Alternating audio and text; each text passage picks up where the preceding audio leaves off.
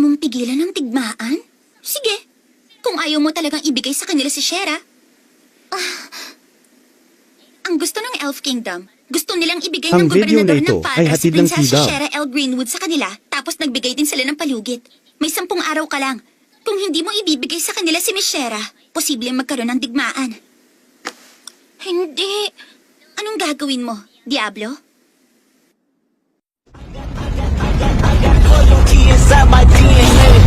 Wala kayong kwenta!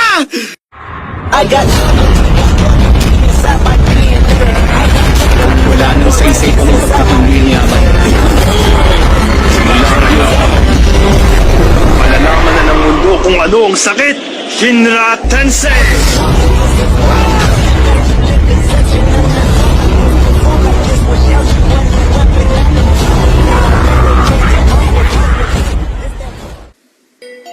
Hindi.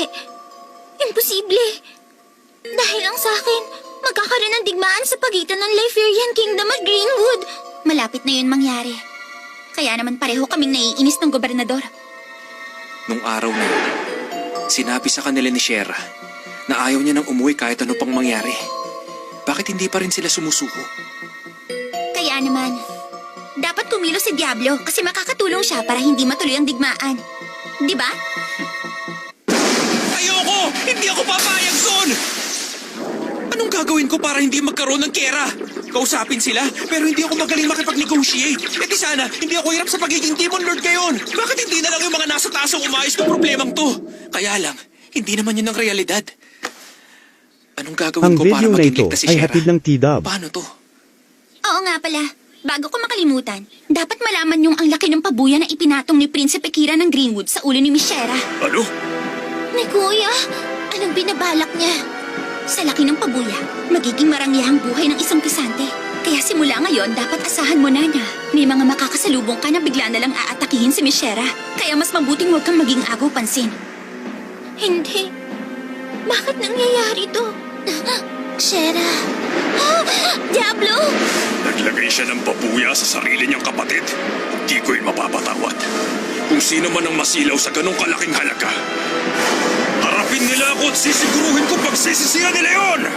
Diablo! Sa akin ka lang, pag-aari kita. Tulad ng sinabi ko noon. Wala akong pakialam kahit sino pa sila o kahit anong gawin nila. Hindi ako makakapayag na merong manakit sa'yo. Kaya huwag ka matakot. Lumabas ka lang katulad ng ginagawa mo dati. Pero paano naman yung sa Greenwood? Anong balak mong gawin natin? Kukuha tayo ng impormasyon para matapos natin ang quest. Sa ngayon, kailangan kong makausap ang governor. Hinding-hindi ako makakapayag na magkatigmaan dahil doon. Maraming salamat, Diablo! Sa'yo lang ako sasama! Kahit saan ka pumunta, susunod ako! Hindi ako aalis sa tabi mo!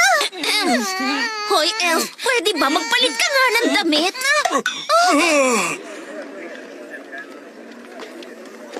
Yung gobernador, siya ang bayani ng bayan na to.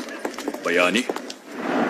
Mga 30 taon na ang nakakalipas, meron pang Demon Lord nun. Lumalaban ang gobernador bilang vanguard at marami siyang tinapos na fallen soldiers. Parang si Diablo yun ang nakaraan. Alam mo ba kung anong level niya na? Di naman kasi namin chinek ang level niya kaya hindi ko alam kung ano. Basta hindi siya adventurer. Ewan ko pero siguro matagal niya nang tinest yun dati. At isa pa, ayaw niya namang sagutin ang mga ganong klaseng tanong eh. Ibig bang sabihin, mahirap kausapin ng governor? Basta medyo stricto siya. At nakakatakot din siya minsan.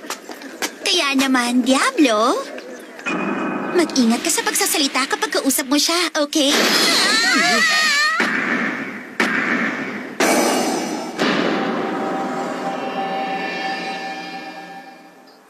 Kumusta, Ginoong Galford? Ang ganda ng panahon ngayon, no? Paano yan? Kaya ba ni Diablo maging magalang? Pwede ba tumahimik ka na lang, Elf? Gobernador, nandito kami kasi tinanggap na ni Diablo yung quest.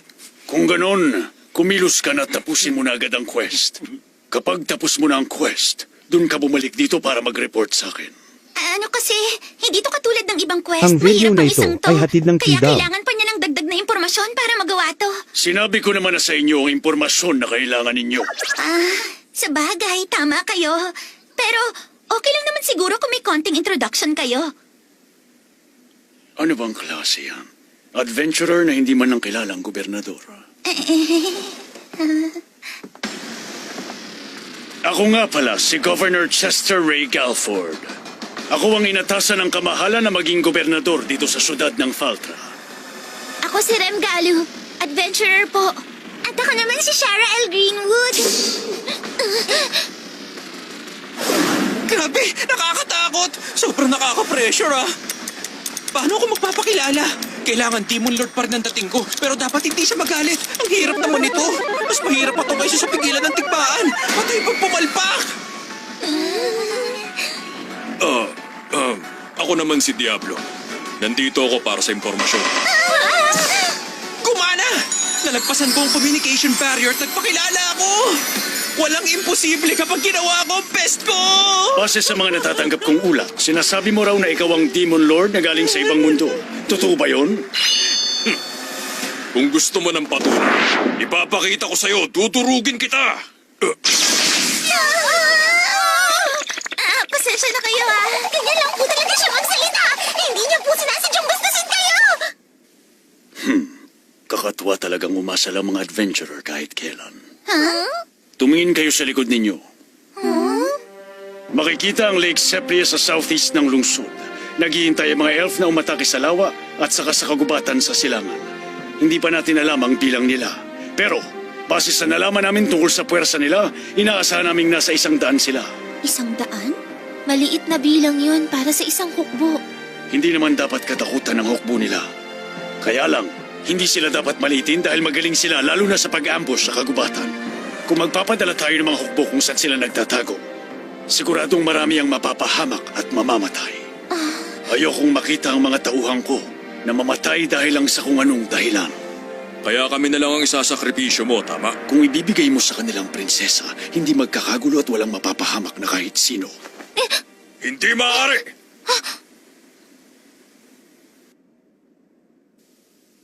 Princess Sarah, iniwan mong marangyamong buhay at pinili mong maging isang adventurer. Anong dahilan at ginawa mo ang bagay na yun? Ang totoo, ginagawa ko to para sa sarili ko. Gusto ko kasing malaman kung anong saysay ng buhay ko bukod sa pagiging prinsesa. Naisip ko na hindi ko malalaman ang sagot dun kung nasa Elf Kingdom ako. Ang video na ito Ganun ay ba? hatid ng T-Dub. Naiintindihan niyo ako? Nauunawaan ko ang mga sinasabi mo. Pero hindi ibig sabihin nun na sumasangayon ako. Ganun ba? Hindi mo kailangan ng empatya ng iba. Kahit nahihirapan ka, ipagpatuloy mo lang yon. Gawin mo lang ang buong makakaya mo. Hindi magtatagal at magbubunga rin ang pinaghirapan mo. Kapag nagpasya ka ng tatahakin mong landas, huwag ka na magpapadala sa opinyon ng iba. Yun ang ibig sabihin ng may malayang buhay. Kung ganon, hindi natin ibibigay si Princess Sarah. Kaya mag-isip ka ngayon ng pinakamagandang paraan para hindi mauwi ang lahat ng ito sa digmaan. Anong masasabi mo? Ayos ba yun sa'yo? Akin naman talaga si Shera nung una pa lang. Walang pwedeng kumuha sa kanya. Ikaw ang bahala. Siya nga pala, nagpadala ng ambassador ang Royal Capital para ayusin ito. Ipakikilala ko siya sa inyo.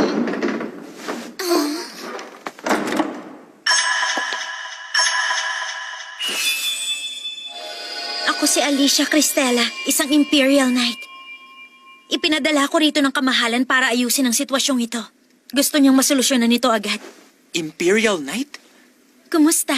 Natutuwa ako makilala kayo. Alicia Cristela, isa siyang Imperial Knight. Sa Cross Reverie, binibigay ang title na yon sa magagaling at mula sa noble families. Ibig sabihin, sila yung mga best sa elites. May ganong title din sa game na to.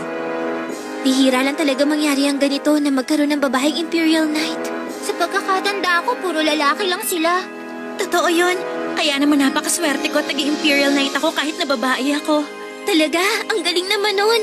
Hindi. Ang dami ko pang kailangang matutunan. Ikaw, Lady Ren. Anong problema? May iniisip ka? Parang may inaalala ka? Bakit? Paano mo nasabi? Pasensya ka na. Hula ko lang yun. Sa nakuha kong impormasyon, nalaman kong napakalakas na summoner ni Lady Rem. pero wala siyang affiliation. Sigurado naman ako may dahilan kung bakit yun ang desisyon niya. Ganun pala. Kung may kailangan ka, sabihin mo lang sa akin. Huwag kang mahihiyang lumapit. Sige, maraming salamat. Lady Sylvie, consolation money mula sa kamahalan. Para saan to? Dahil sa huling atake, maraming adventurers ang nawalan ng buhay. Salamat. Lady Shera, nandito ako ngayon dahil sa'yo.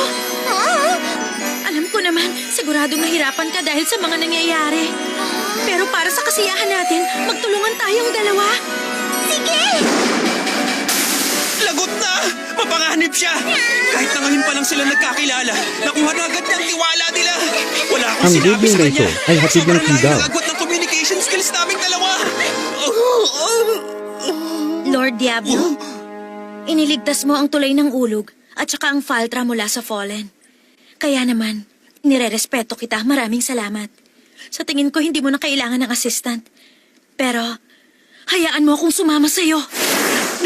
Naku, lagot na! Kahit saan mo tingnan, napaka-perfect niya. Kapag hindi ako naging maingat, mabubuking ako. Malalaman niya, nagpapanggap lang ako, Demon Lord. Bahala ka. Kaya lang, huwag mo akong kakausapin. Maliban na lang kung gusto mo na talagang mamatay. O sige, tatandaan ko yun. Ha?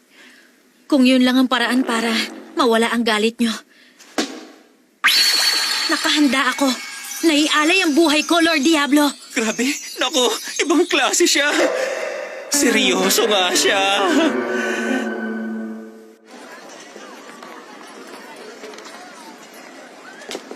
Lord Diablo, anong balak mo? Saan tayo pupunta? Teka, huwag mong sabihin pupunta tayo ngayon sa Elven Forest. Sa weapon shop muna tayo. Weapon shop? Bakit pa tayo pupunta doon? Sa tingin ko wala nang mahahanap na mas magandang sandata kesa sa staff na gamit mo. Huwag mo nang questionin kung bakit tayo pupunta doon. May naisip na kasi akong magandang plano. Katulad din ito ng mga nakaraang laban. Yung mga nandito sa mundong ito, sobrang mas mababang level nila kaysa sa game. Kapag may tinapos ako at nakita yun ng Imperial Knight, siguradong lagot ako. Kailangan ko ng sandata na nakokontrol ko. Tuloy lang po kayo! Maraming salamat! Wow! Mukhang ang lakas ng sandata mo! Maganda ang itsura pero basura ang stats nito. Pero yun naman ang gusto ko. Mukhang bagay nga sa'yo. May sandata na. Anong sunod mong plano? Ngayon naman, pupunta tayo sa item merchant para bumili ng potion materials. Mas magandang umiwas tayo sa laban, pero dapat maging handa sa kung anumang pwedeng mangyari. Bilisan niyo na! Ingat, Lady Shera! Huwag kang tumakbo kasi baka mamaya bigla kang madapa. Para siyang nanay.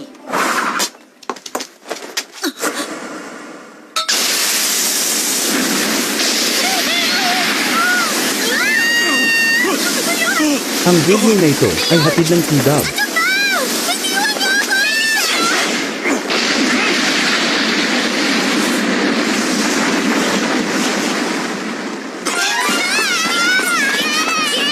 Mga bounty hunter! Hanggang dyan lang kayo! Dito lang muna kayo, maghaharap pa tayo eh. Anong sabi mo? Alis! Ang lakas niya. Nagtamo ba kayo ng malalang sugat? Ano? Ayos, nakokontrol ko yung lakas. Tama lang talaga itong napili kong sandata. Hindi mo mapipigilan si Lord Diablo. Akalain mo nga naman. Nakaabang na ang mga hangal na nasilaw sa pabuya. Naghihintay lang sila ng tsansang umatake. Tapusin na natin ito agad. Ako nang bahala sa isang ito. Sige.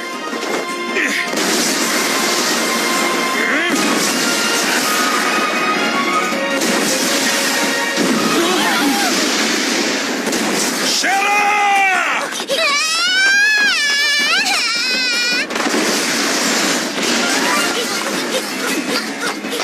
Naku po! Mukhang mas papalapit na siya! Ano yung tunog na yun?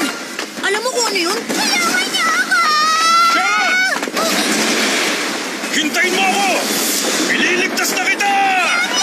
Ano? Sobrang bilis niya, kuya! Grabe bilis niya! Alimaw ba siya? Di bale, malapit na tayo. Hindi niya tayo mahahabol. Double smash!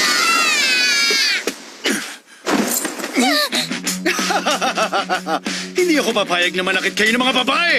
Hindi ko kayo mapapatawad. Sino ka? Ang tagal nating hindi nakita, kaibigan. Kumusta? Ako si Emil Bisselberger. Maasahan niyo ako lagi. Handa akong tumulong sa lahat ng mga babaeng kaibigan ko. Salamat, Emil. Niligtas mo ako. Kaya lang, nakakapagtaka. Saktong nandito ka sa iskinita. Wala yun. Hindi ko pa nasasabi sa inyo, pero nahanap ko mga babaeng nangangailangan ng tulong. Naaamoy ko kasi sila eh. Hindi na ako magtataka kung ma-arrest. Nagbibiro lang ako. Balita ko, nagbigay ng pabuya si Prince Kira kay Shera. Yun ang kumakalat ngayon sa Adventurers Guild. Huwag ka mag-alala. Nandito ko para iligtas ka, Shera. Ganun pala. Ginagawa ko ito kasi gusto ko makabawi sa'yo sa pagliligtas mo sa akin noon. Siya nga pala. Anong gagawin natin sa mga yan? Hindi sila nagtagumpay pero pagdukot pa rin yon. May kasama kaming Imperial Knight dito. Hayaan nyo na, ako na lang bahala sa kanila. Ang mga katulad nilang nagpapayak ng babae, dapat lang na mawala na sa mundong ito. Tatapusin mo sila. Nakakatakot naman ang dating. Tuturuan ko sila ng napakahalagang leksyon. Dapat malaman nila kung gaano kahalaga ang mga babae. Kumanda Ang kayo video sa na ito akin! ay hatid ng T-Dub. Sisiguruhin kong wala na uli silang dadakping babae at mamumuhay na sila ng tama simula sa araw na ito. Grabe ah! Sige na, mauna na ako sa inyo. Siguradong marami pang bounty hunters ang gustong makakuha ng pabuya. Mag-iingat kayo. Sige, paalam, Emil. Salamat, ha. Ang akala ko talaga, madadakip na nila si Lady Shera. Kaya naman, maraming salamat sa tulong mo. Naku, ano ba to? Nadagdagan na naman tuloy ang mga babaeng tagahanga ko. Pasensya na, talagang makasalanan ako. Tingin ko, mabuting tao naman si Emil, kaya lang, hindi ako masyadong bilib sa kanya. Oo nga, hindi naman siya mukhang masama, pero mas okay na kung lumayo tayo sa lalaking yun. Shera, Ano yun? huwag ka nang lalayo sa tabi ko. Dito ka lang. Ayos lang? Ayoko lang kasing may dumakip na naman sa'yo.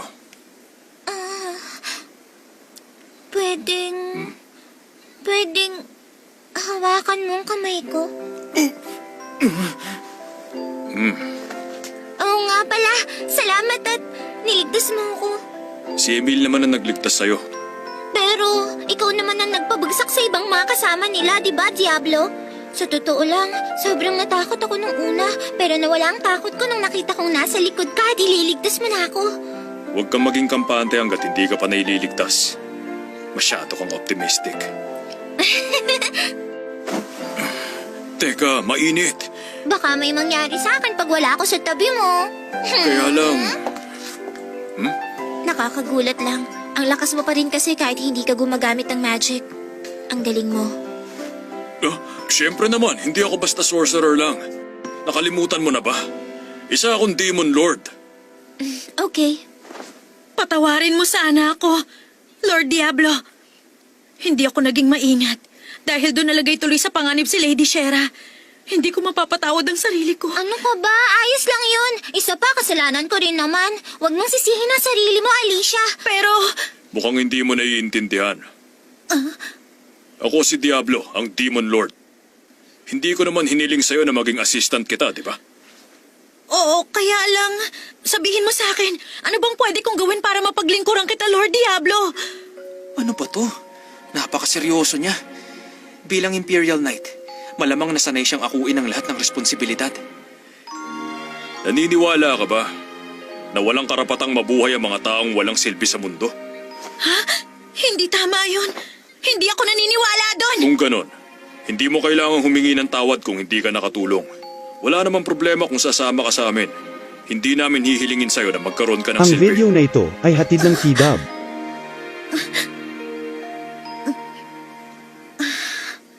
Oh, sige.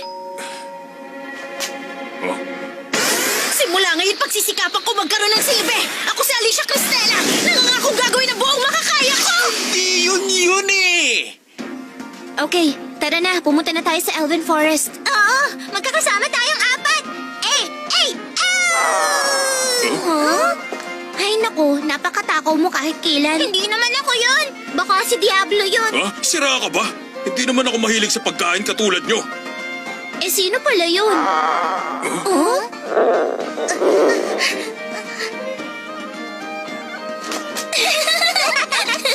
Halika na, Alicia. Kain na tayo. Pero, Hindi naman ako nagugutom eh. hindi ka mananalo sa laban, lalo na kung walang laman ng tiyan. Ganun ba yun? Ano kayo kakainin natin? Karne. Iba naman, Rem.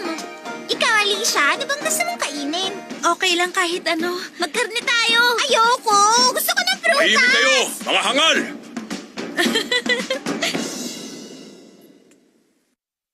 You figured out a way to remove our colors? We're body positive here. Send the power of my magic into Shiro? Diablo, wait! This feels incredible.